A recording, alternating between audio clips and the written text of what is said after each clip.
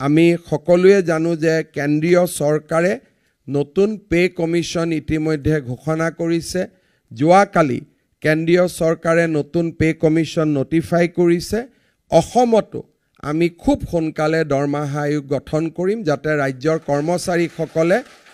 কেন্দ্ৰীয় চৰকাৰে ঘোষণা কৰা দিনৰ পৰাই আমি যাতে পে কমিশনৰ সুবিধা পাব পাৰো আমি ইতিমধ্যে মই মুখ্য সচিবক যোৱাকালিয়ে কৈছো যে আমাৰ প্ৰিপাৰেচন কৰিবৰ কাৰণে মই কৰ্মচাৰীসকলকো অনুৰোধ কৰিম এছিএছৰ ইয়াত এছ'চিয়েশ্যন আছে শিক্ষকৰো আছে কৰ্মচাৰীও আছে সকলোৱে আছে আমাৰ পে কমিশনৰ টাৰ্মছ অফ ৰেফাৰেন্সৰ ওপৰত আপোনালোকৰ যদি কিবা পৰামৰ্শ আছে আমাৰ মুখ্য সচিবক অহা 15 দিনৰ ভিতৰত আপোনালোকক দিবৰ কাৰণে অনুৰোধ কৰিম যাতে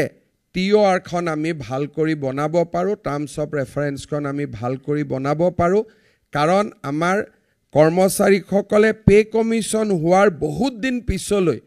দাবীবোৰ আনি থাকে সেন্ট্ৰেল গভৰ্নমেন্টৰ নিয়ম হল যে পে কমিশনৰ যি হৈ গল তাৰ পিছত ইট ক্যানট বি ৰিঅপেন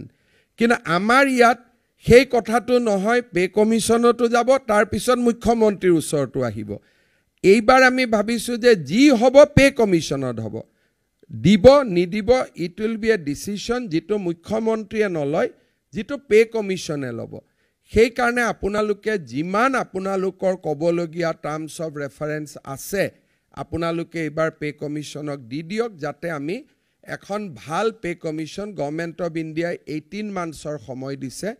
আৰু 18 মাহ এটা ভাল সময় 1.5 বছৰ সময় হিয়াৰিং ললে শুনিলে সকলো সমস্যা সমাধান হ'ব পাৰে সেই কাৰণে মই আপোনালোকক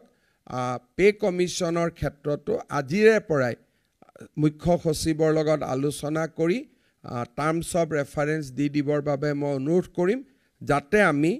এই সমস্যাবিলাক এটা শৃংখলাবদ্ধভাৱে আমি সমাধান